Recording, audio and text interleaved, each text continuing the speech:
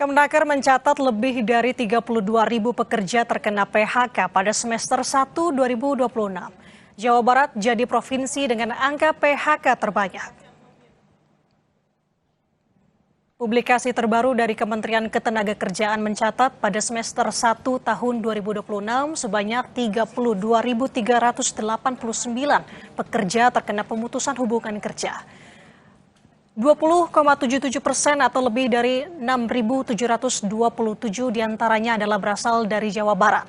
Sementara DKI Jakarta menempati posisi keempat dengan angka PHK tertinggi sebanyak 2.436 pekerja.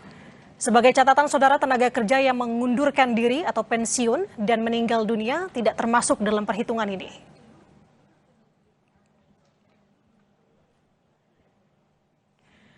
Kondisi tak terduga seperti kehilangan pendapatan tentu membuat kebingungan. Salah satunya adalah bagaimana cara mengatur keuangan selagi mencari pekerjaan yang baru.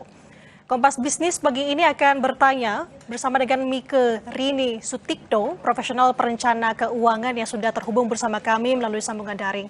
Selamat pagi Mbak Mika, apa kabar? Mbak Mika, tampaknya masih di mute. Boleh tolong dibuka terlebih dahulu? Pagi, Nanda. Baik, Mbak Mika. Mbak Mika, kita langsung saja ke pertanyaannya. Di tengah kondisi tadi kita sudah menyinggung ya bahwa ekonomi harga bahan pokok naik, ditambah juga saat ini dengan angka PHK mencapai 32.000, tentu tiba-tiba kehilangan pendapatan rutin akan menimbulkan kebingungan. Nah, langkah apa dalam 7 hari pertama yang perlu dilakukan? Ya, kita kalau kehilangan pendapatan berarti harus mulai mengevaluasi atau melakukan, istilah saya itu mapping ya. Kita melihat kekuatan dana kita, kekuatan keuangan kita untuk bisa bertahan ketika kita menghadapi risiko kehilangan pendapatan ini sampai sejauh mana. Area-area yang harus kita periksa adalah yang pertama itu kita punya dana liquid itu atau tabungan yang langsung dapat kita gunakan segera itu seberapa banyak ya.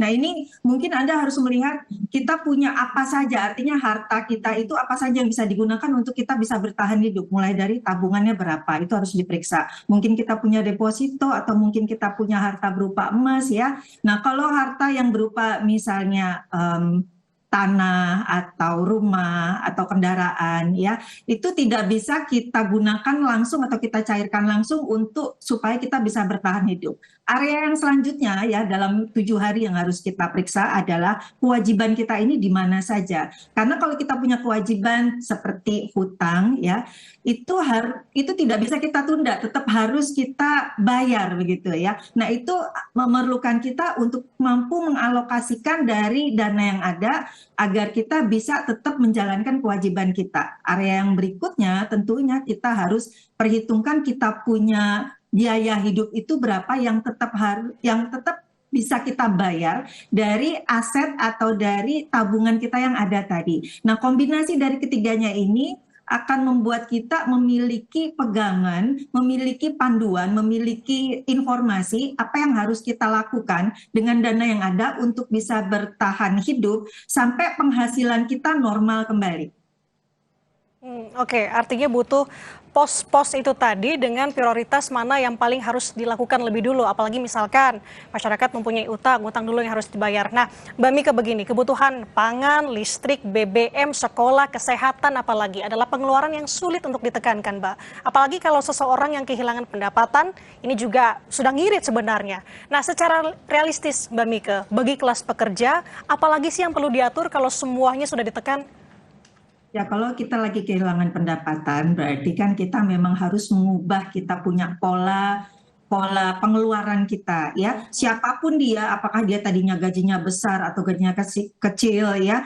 Kalau kita kehilangan pendapatan berarti pola pengeluaran itu harus diatur ulang. Ketika kita kehilangan pendapatan, kehidupan kita tidak berhenti. Berbagai biaya hidup mesti kita tetap harus kita penuhi. Nah, karena itu di sini kita butuh pengendalian dari pengeluaran kita. Yang pertama itu tujuannya adalah agar kita tetap bisa memanfaatkan dana yang ada ini untuk berbagai kebutuhan kita. Nah, karena itu kita harus tadi sudah mengetahui kita punya aset berapa dulu ya, kita punya tabungan berapa untuk bisa bertahan hidup. Lalu kita atur ulang, kita hitung lagi kita punya kebutuhan atau pengeluaran sehari-hari kita bulanannya itu berapa. Nah, tentunya dengan kita kehilangan pendapatan, pengeluaran kita tidak bisa lagi sebesar itu. Pengeluaran kita itu harus dikurangi. Dikurangi ini tentu kita harus melihat pengeluarannya apa saja sih kita tiap bulan. Kalau listrik, kemudian air, mungkin itu akan sangat sulit dikurangi. Artinya ada pengeluaran-pengeluaran prioritas yang akan sangat sulit dikurangi sehingga mungkin itu tidak bisa dikurangi. Tetapi ada, saya kira pengeluaran-pengeluaran lain yang tentunya bisa kita hemat. Contohnya jajannya, kemudian mungkin jalan-jalannya. Ya ada kita harus bisa membedakan antara pengeluaran yang prioritas dan yang tidak prioritas sehingga yang betul-betul kita danai,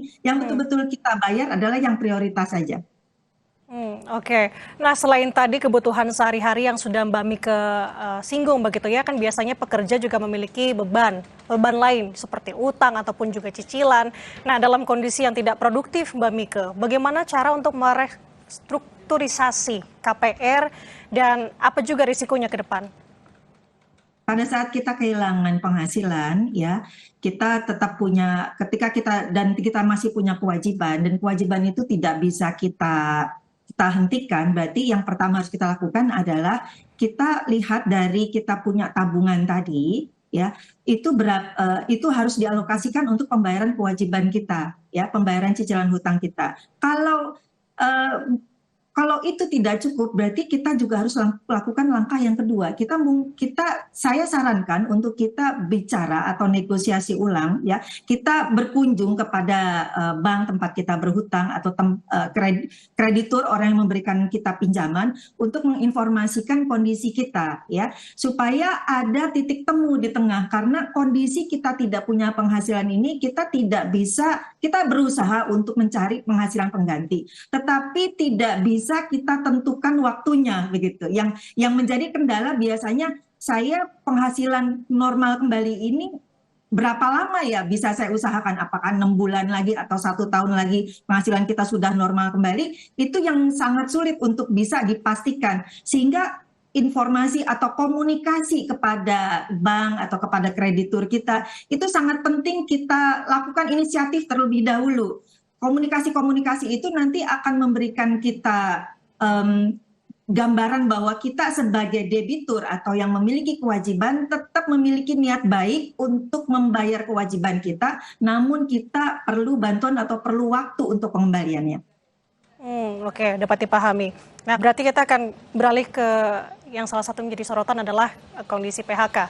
Biasanya pekerja akan mendapatkan pesangon ya. Nah, bagaimana cara untuk mengolah pesangon itu agar bisa bertahan hidup ke depannya sampai mendapatkan pekerjaan lagi? Tapi tahan dulu jawabannya Mbak Mike, kita akan kembali usai jeda. Tetaplah bersama kami di Kompas Bisnis, Saudara.